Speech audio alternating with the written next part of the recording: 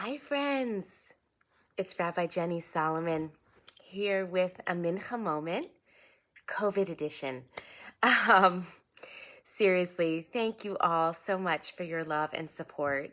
I can't tell you how truly healing it is to feel seen and known and loved, especially when going through a challenging and unexpected moment. So, first, my gratitude to all of you who have expressed your loving care. I am feeling much better. I'm not out of the woods yet, but I have at this point what I would consider a mild cold, and feel myself just healing with every passing hour. Thank God. So here's what I wanted to share today during this Mincha moment that I'm taking. Maybe some spiritual gleanings that I hope will be helpful to you, whether it's COVID related or not.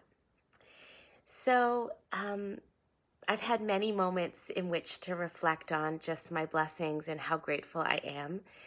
But to be real with you, these kinds of experiences also bring up all kinds of really difficult emotions.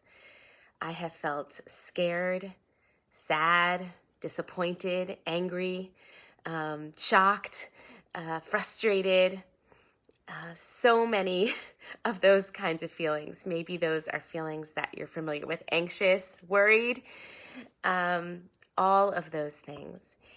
And it has been yet another difficult experience in which I am reminded that mindfulness practice can be helpful and supportive and really healing. How? Well, first of all, mindfulness practice, in my experience, does not take away any of those feelings. Feelings of anxiety and worry and fear, of sadness, of anger, those are a natural, healthy part of being human. So it doesn't take away any of those feelings. But it is really supportive and helpful. And I want to share a couple ways in which that is the case. I'm just going to adjust my camera a little bit. All right. So the first is knowledge of what I'm feeling. So when we practice meditation or any other kind of mindfulness practice, one of the things that, whether it's prayer or yoga or mindful walking, one of the things that we practice is just noticing. So when I notice that I'm feeling worried or anxious or sad, I can know that. I can sort of step on the balcony, get off the dance floor of my experience and get onto the balcony and just notice what's happening. And then I have the opportunity to soothe myself, to sort of respond rather than just being reactive from that deeply understandable emotional place. So the first thing is just knowing what it is I'm feeling. The second thing is it provides some short-term relief, right? So we can't save ourselves from going through difficult experiences. But when I can stop and breathe and stretch and offer prayers and be grateful, and look outside the window and feel the sun shining, these sorts of practices actually provide some short-term relief from what could otherwise be just totally painful and full of suffering. And the third thing is perspective. So this is a hard moment, no question about it. If I could write the script, I would write it differently.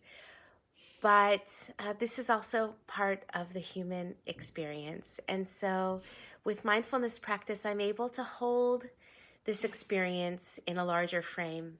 I'm not the only one going through this. I will get through this. We will get through this. And it will not last forever. It will change. And I am flesh and blood. I am vulnerable and I am human. So that sort of perspective that comes with mindfulness practice has also been really supportive.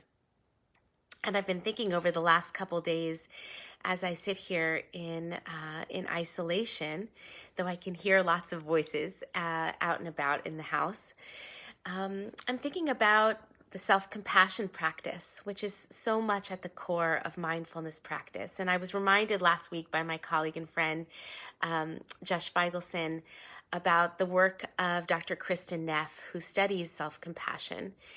And one of the practices that she uses, which has been really, really helpful for me this week, is to develop a mantra which we can use when life gets hard. And this mantra in her teaching has 4 parts. So here's how my mantra goes, and then I'll break it down briefly. So the first part is just naming it. This is hard. This is what suffering looks like. And the second part is knowing that this is part of the human experience. So it's human to suffer. Suffering is a part of every human life.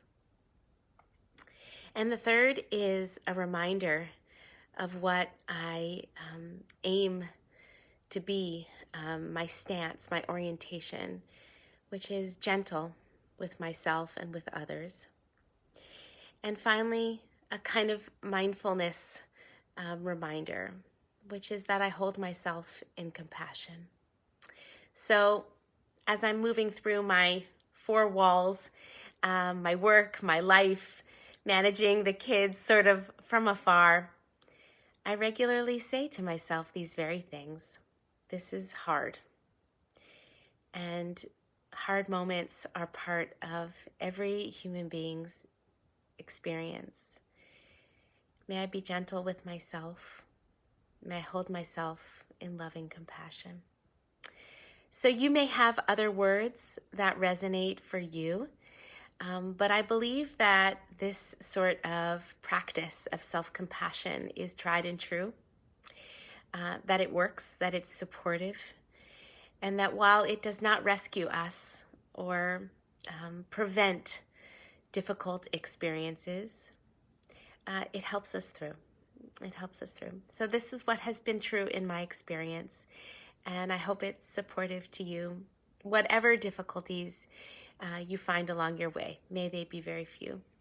So I'm wishing you all peace, shalom. I look forward to seeing you on the Bima. As I'm telling myself, I will be like super immune when this is all done, between the vaccine and having successfully fought off this virus with my healthy immune system, thank God, and the proper number of days in isolation. Doctors and scientists alike have assured me that I will be safe to be around, if not to hug for a little bit longer, but I will be safe to be around. I wish everyone peace and strength as we navigate these uncertain times. Shalom.